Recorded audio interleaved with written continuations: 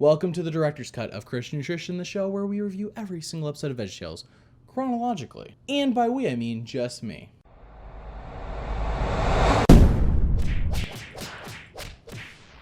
Mo and the Big Exit. I know, it sounds kind of lame. Doesn't sound very enticing at all, but I'm reviewing every single episode, so I gotta do this one too. Mo and the Big Exit was released in March of 2007, and Big Idea, or whoever was making up the creative decisions here, must have run out of ideas, because this looks just like Little Joe, except for it's now called Mo, but it still stars Larry. It doesn't make any sense. Is this a sequel to Little Joe? That wouldn't make any sense, and I hope it's not. Anyways, let's find out. Hi kids, welcome to VeggieTales. I'm Bob the Tomato. And I'm Larry the Cucumber. Standard definition, what are we living in the 80s? This isn't on a VHS, it's on Blu-ray. Let's make it Blu-ray. Hi kids, welcome to VeggieTales. I'm Bob the Tomato. And I'm Larry the Cucumber. This is confusing. Larry is dressed up as a cowboy, and yet he's asking about Little Joe. So is he Little Joe, or what is going on? You remember the Ballad of Little Joe? Yeah? Wasn't that a great show? Well, sure, Larry. It was terrific. You just gotta love Westerns, don't ya? Bob is saying to himself, avoid eye contact, and maybe we can ignore this line of questioning. Just don't look up. Don't look up. Don't look up. Dear Bob and Larry, can you do a sequel to the Ballad of Little Joe? Your friend, Wesley. Larry is cherry-picking the letters to just find one that he wants. I expected more of him. This is quite disappointing. You know, I've come to expect a lot more from you. This is quite disappointing. Hey, you and me both, man. You and me both. Don't miss this exciting opportunity to take advantage of our low interest rates. Who's screening your mail? No one, Bob, no one. And yet that does explain a lot, all at the same time. I fight with my brother a lot. In church this week, I learned that I'm supposed to be loving, joyful, peaceful, patient, kind, good, gentle, and self-controlled. This little kid has a great memory, and I'm surprised his church told him all of that in 1 week. I mean, they just give him a list of rules, and they're like, now get on it, chop, chop. It's the story of Mo and the Big Exit. Mo and the Big Exit? Or as the Indians called it, The Lone Stranger. Yeah, that title still doesn't sound interesting. I'm sure there's a better way to make this whole episode sound more interesting. Either way, it's Little Joe Part 2. Roll film. We're really going to do this. We're really going to do a sequel to Little Joe. I don't even remember Little Joe being that fantastic that it needed a sequel, but let's rewind to my Little Joe review and check to see what I said. And this one's kind of tough to give a final review for. It's not as boring as The Toy That Saved Christmas or Esther, but it's not in the tier of just funny and silly like it wants to be, such as Lau the Kindly Viking or King George and the Ducky. It does have some funny moments, and it probably would benefit from more time, as I stated earlier.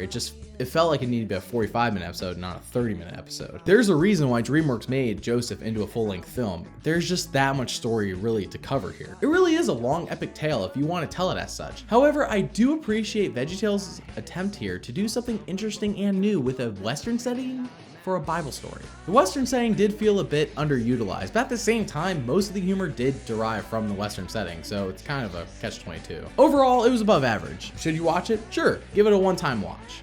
However, the pacing really threw everything off, and I'm not gonna watch it again. Yeah, that's what I thought. I don't recall the episode being that stellar, but all right, let's move on. In the great painted desert a long time ago, twixt the feet of the Rockies and the Bighorn Plateau. I will give it credit. It already feels more Western than Little Joe. Oh, lone stranger, your mask hides your face. Who you are, we can't say. Okay, I admit defeat. Mo and the Big Exit has more promise than I visualized to begin with. We then get a narration about Little Joe. Yes, I know we already saw Little Joe. You don't have to tell us what happened before. Apparently, as generations went by after Little Joe's death, we then see the original people who were living in Dodgeball City getting really worried about the descendants of Little Joe taking over their town. Sounds a lot like racism is in full force here, and yet, this is a lesson in following directions. I mean, at least that's what the box says. Dodgeball City's mayor, Mr. Nezer, has tasked all of Little Joe's descendants with one huge job: to dig the Grand Canyon. I couldn't make that up if I wanted to. I mean, I could make it up, but I would have never thought of it like that if it didn't happen here. Oh, and they're painting the painted desert. I can't even right now. Apparently the mayor thinks there are too many workers. Now, where have I heard that before? Oh, that's right. Gideon, literally the last episode we just reviewed. Now, he does have a valid reason for this, though, as he suspects the workers may want to overthrow him. Gather up all the baby boys and send them up the river.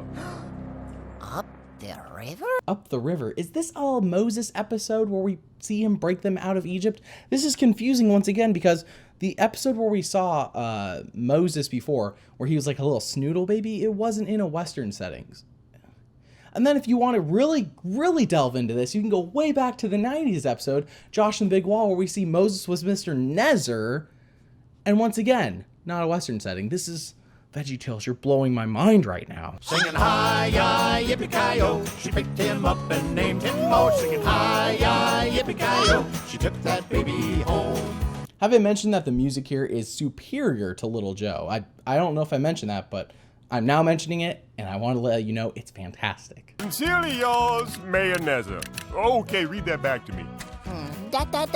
Dash. Oh my gosh, I love VeggieTales' sense of humor. Let's rewatch that clip. Sincerely yours, Mayonnaise. Okay, read that back to me. Dash. Mo, aka Little Joe's twin, aka Larry, grew up with zucchini brothers who were stronger, which made Mo, have to get really good at dodgeball. Mo then finds out that the Jews don't like him since he was pampered, then somehow calls Mo a traitor for wearing the badge. Is it just me, or do we forget that Little Joe practically ran the town back in his day? Mo then kills, he simply knocks over his brother Bill into the Grand Canyon. He definitely doesn't kill his brother. That never happened in the Bible. Mo then becomes a wanted cucumber. Come on, Zippy. Are you thirsty, boy? Does the uber kind Petunia have the fabled water buffalo? I've only heard about that in myths and legends and silly songs. Oh, I'm terribly sorry. That's okay. Very rarely do I compliment VeggieTales with cinematography, but that was a really nice shot. I commend you. Oh my, you're a tall drink of water. Hello, kiss her, Larry. Kiss her, kiss her, kiss her. Hello? Hello? Anybody home? Hey, think McFly, think. Not that tall. You should see my brothers. You just don't get it, do you? Nice buffalo. So is it true? Does everyone really have a water buffalo? Because I thought Larry was just talking out of his butt here in that song. Larry then fends off a bear with only a stick, which has Petunia saying, Wow, that was an awfully brave thing to do. she wants you so badly. How do you not seen it? You guys have fallen in love in previous episodes and even gotten married at one point. How do you not see? Am I the only one seeing this? Now, some matches are made in phosphorus factories, while others are made in heaven. Wow. I get it. That was pretty good. Mo named his walking stick Sliver, on account it was a sliver of wood he pulled off that tree the day he met Sally. Yeah, that was pretty self-explanatory. You didn't have to tell me. Oh, wait, this is for children. I keep forgetting. Now, with most stories, this could be what you might call a happy ending. The end? He's even walking off into the sunset with his buffalo. But this is different from most stories, and I suspect it's just getting started.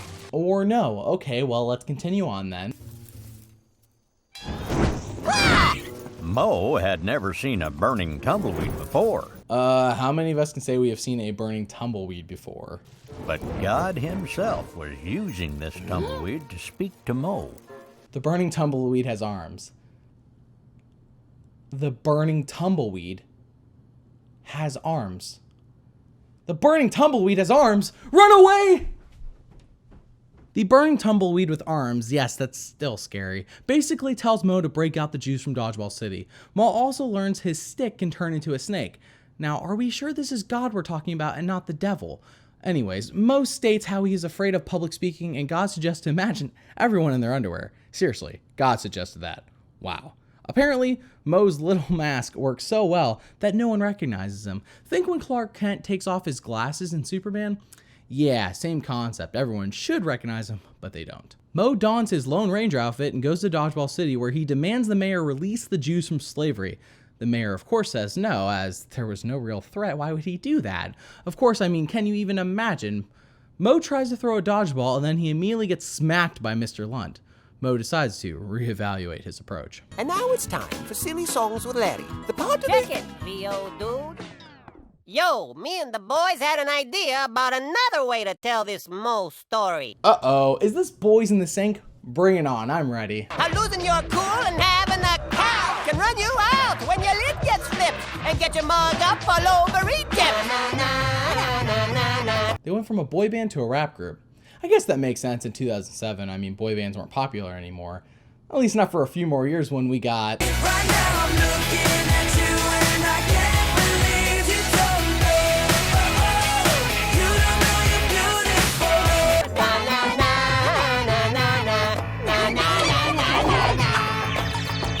beautiful. Let's stick with the Western. See you guys. Wow, I may need some aloe vera, because that was a sick burn. I don't know why. I don't have a watch, and that wouldn't have applied anyways. If you do not set the workers free, you will face dire consequences.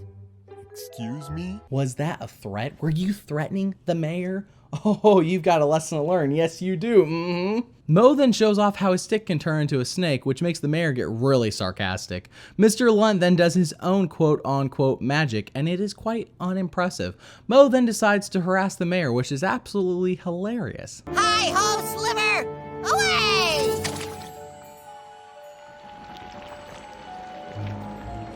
Is that blood or tomato juice? One is ew, and the other one is ew. What is it? It's tomato juice.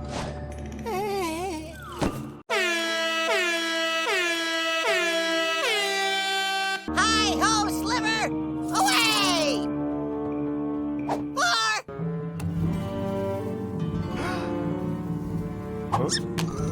Yes, Mo just used the power of God to ruin Mr. Nezer's putt in a game of golf.